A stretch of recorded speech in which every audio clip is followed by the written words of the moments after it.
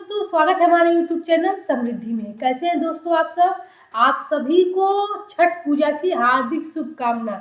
दोस्तों, आज मैं आप लोग को कार्तिक मास में एकादशी के दिन करने वाले देवोत्थानी एकादशी के दिन तुलसी विवाह के बारे में बात करूंगी। तो तुलसी विवाह का कार्तिक मास में किस प्रकार से पूजा पाठ किया जाता है, इसका तो वीडियो मैंने आप लोग को दे रखा है। उसके बाद मैं आप लोग को देवोत्थानी एकादशी के दिन कुछ ऐसे जरूरी नियम होते हैं जो आप लोगों से आज इस वीडियो में शेयर करूंगी।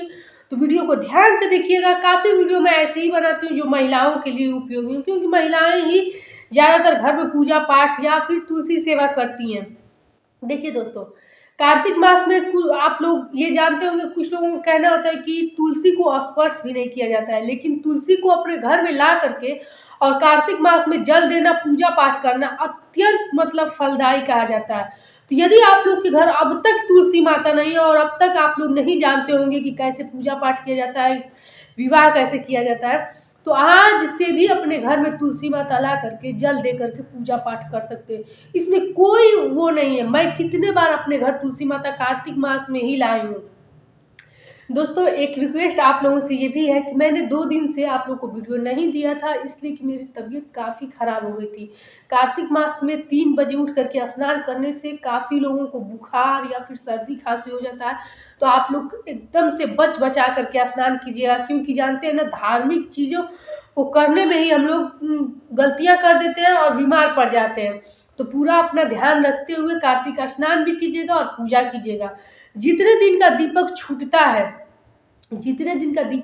है उतना दीपक तुलसी माता के यहाँ प्रज्वलित करना चाहिए देवोत्थानी एकादशी के दिन।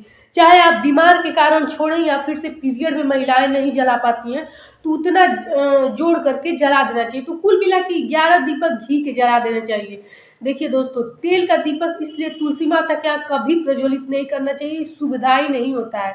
इसलिए आप लोग कभी भी दीपक प्रज्वलित किया कीजिए तो तुलसी माता के यहाँ घी का ही दीपक प्रज्वलित कीजिए, भले ही वो 20 सेकंड जले, 30 सेकंड जले, क्योंकि ये वीडियो हमारे छोटे लोग भी देखते हैं, बड़े लोग भी देखते हैं। तो मैं ऐसा तो नहीं कर सकती कि उसको पूरे घी से भर दे, लेकिन थोड़ा सा ऐसा ही घी डाल के ही दीपक प्रज्वलित करना चाहिए।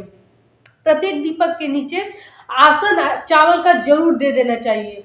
और तुलसी को कभी भी रात में आप लोग जल मत दिया कीजिए। जैसे गोधूली बेला के बाद कभी भी सूखती भी रहे और आपको ध्यान आए, जैसे क्या होता है दोस्तों, हम लोग भूल जाते हैं, लेकिन रात में कभी भी जल नहीं डालना चाहिए, ठीक ना।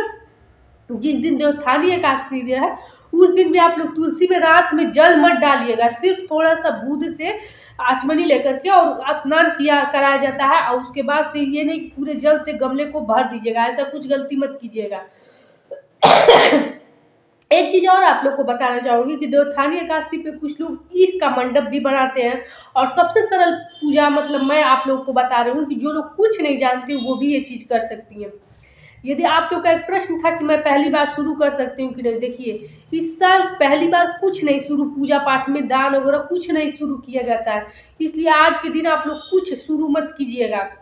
कि एकादशी का आप लोग पूजा, जो देवोत्थानी एकादशी के दिन तुलसी विवाह होता है, वो शुरू मत कीजिएगा, आप लोग अगले साल से कीजिएगा।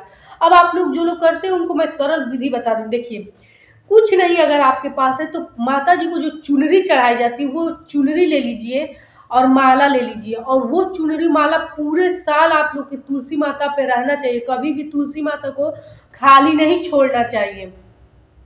तुलसी माता को उस दिन देवोत्थानी एकादशी के दिन, जिस दिन विवाह होता है, 5 श्रृंगार की सामग्री जरूर चढ़ानी चाहिए। वैसे तो आपके पास हो सके तो साड़ी चढ़ानी चाहिए या श्रृंगार की सभी सामग्रियाँ चढ़ानी चाहिए, और ये सामग्री दान नहीं करनी चाहिए, स्वयं को यूज किया जाता है। तो आप लोग जैसी चीज़ पहनती ओढ़ती होंगी वो चीज़ चढ़ा करके फिर उसको सुबह में उठाया जाता है।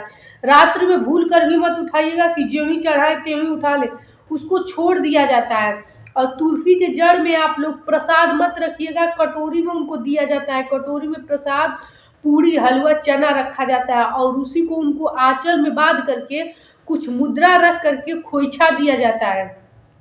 इसके लिए मैं आप लोगों को एक वीडियो और बनाऊंगी, लेकिन सिंपल सी मैं आप लोग को थोड़ी देर के लिए सोची हूँ कि वीडियो बना करके दे दूँ कि आप लोग को क्या क्या तैयारी पहले से कर लेनी चाहिए।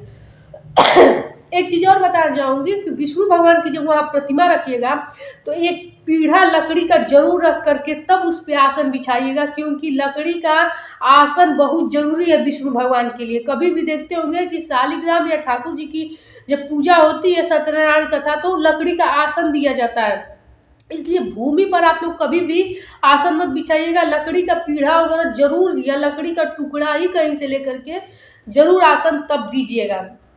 इसके बाद से विष्णु भगवान को भी एक पीला चुनरी पीला कपड़ा ओढ़ा करके और उनको भी एक लाल चाहे पीला कपड़ा तुलसी माता को भी ओढ़ाया जाता है, और दोनों लोग के लिए अलग अलग कटोरी में फल प्रसाद रखा जाता है। इसके बाद से आप लोग जैसे 5 सामग्री में मैंने बताया कि क्या क्या सामग्री श्रृंगार की जरूर होनी चाहिए। देखिए, सिंदूर होनी चाहिए, बिंदी होनी चाहिए, महावर, मेहंदी और चूड़ी, बस यही सामग्री है जो जरूर से आप लोग को चढ़ानी चाहिए। इसके सिवा से आप लोग बाल में का रबड़, क्लचर, काजल, लिपस्टिक, नेल पॉलिश सब कुछ चढ़ा सकते हैं, लेकिन हमारे सनातन धर्म में यही 5 सामग्री मेन रूप से हमारे महिलाओं के लिए कही जाती है। और सिंदूर हमेशा पीला ही देवी को चढ़ाना चाहिए। इसके बाद से आप लोग को एक और बात बता दूं कि जो ये कार्तिक मास में तुलसी माता को दीपक जलाया जाता है, ये आप लोग भूल कर भी रात्र में मत जलाइएगा। जब गोधूली बेला हो कार्तिक मास में तभी तुलसी के यहाँ दीपक प्रज्वलित कर देना चाहिए। कुछ लोगों को मैं देखती हूँ जैसे कहीं मार्केट चली गई या कहीं चली गई तो रात्र में दीपक प्रज्वलित कर देती हैं, तो इसका बहुत दुष्प्रभाव पड़ता है, ये चीज़ मत कीजिएगा। तुलसी विवाह के दिन कम से कम 2 या 5 विवाह का गीत वहाँ बैठ करके महिलाओं को जरूर गाना चाहिए।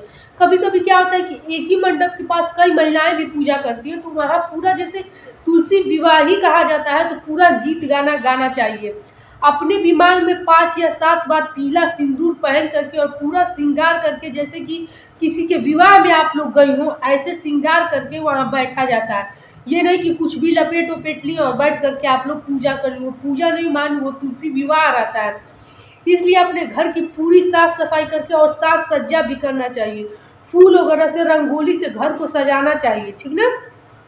और एक चीज़ आप लोग को बताऊंगी कि जैसे मिष्ठान वगैरह रख के प्रसाद चढ़ाया जाता है, उसके सिवा पूरी, हलवा और चना जरूर रखिएगा और उसी का खोइचा माता को दीजिएगा। कुछ मुद्रा भी पूजा में रख दीजिएगा और दान के लिए आज के दिन जरूर कुछ रखिएगा, क्योंकि तुलसी विवाह भी एक दान है, एक दान का रूप दिया जाता है। जैसे कन्यादान किया जाता है, कोई मतलब कि ये यज्ञ है एक, तो यज्ञ के बाद दान किया जाता है। तो इसके बाद से आप लोग चावल जो कि 2 अंजूरी या 5 अंजूरी रहना चाहिए, अब आप लोग अपनी शक्ति के अनुसार देख लीजिएगा।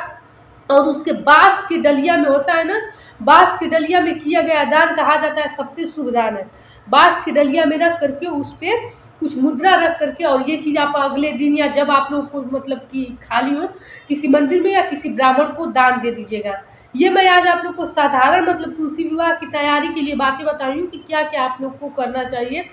कुछ लोगों का प्रश्न था कि सुबह में भी तुलसी माता को दीपक जलाएं, तो जी हाँ, तुलसी माता को कार्तिक मास में सुबह भी दीपक जलाना चाहिए, यानी कि भोर में और शाम को भी दीपक जलाना चाहिए। कार्तिक मास में एकमात्र तुलसी माता की ऐसी पूजा है जिससे विष्णु भगवान भी प्रसन्न होते हैं और आपके घर अपार धन संपत्ति मिलती है। तुलसी की सेवा कार्तिक मास में जो महिलाएं करती हैं, कहा जाता है कि वो हमेशा खुश रहती है और पति का प्रेम भी बना रहता है, उनका घर सुख समृद्धि से भरा रहता है। इसलिए महिलाओं को मैं बार बार कहती हूँ कि किसी की पूजा करें, चाहे तुलसी माता की पूजा करें और पूरे रीति रिवाज से उनका विवाह करें। तो दोस्तों, आज की वीडियो आप लोग को कैसी लगी?